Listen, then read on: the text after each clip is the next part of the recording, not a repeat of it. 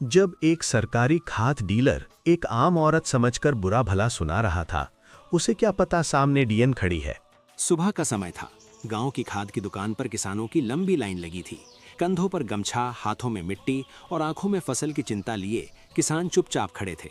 तभी दुकानदार ऊंची आवाज में बोला कि आज खाद नहीं है, जबकि अंदर बोरियां साफ दिखाई दे रही थीं।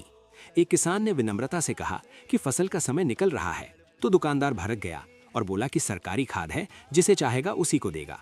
उसी लाइन में खड़ी एक साधारण कपड़ों वाली औरत ने पूछा कि रेट बोर्ड क्यों नहीं लगा और तौल पूरी है या नहीं। इस पर दुकानदार ने उसे झड़कते हुए कहा कि खेती समझती भी है क्या।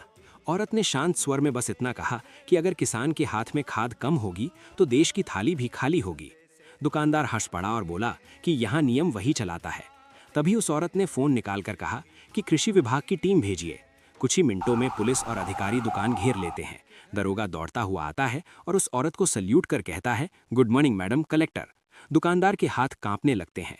डीएम मैडम सख्त लेकिन शांत आवाज में कहती हैं कि किसान पर कोई एहसान नहीं किया जा रहा, उसकी मेहनत से ही देश चलता है। फिर वो आदेश देती हैं कि तौल मशीन सीज की जाए, ब्लैक मार्केटिंग का केस दर्ज हो और लाइसेंस रद्द किया जाए। और अंत में किसान की आंखों में राहत चमक उठती है, क्योंकि आज उसे इंसाफ मिला होता है।